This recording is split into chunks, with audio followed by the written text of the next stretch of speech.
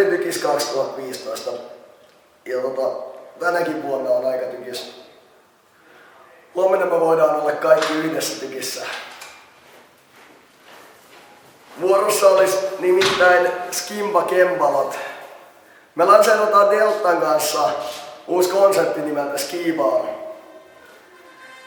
Huomenna luvassa on kaljaa ja pistää sukset ristiin. Lähde siis meidän kanssa mäelle 11-14. Meidän Aksel on ainakin jo halua.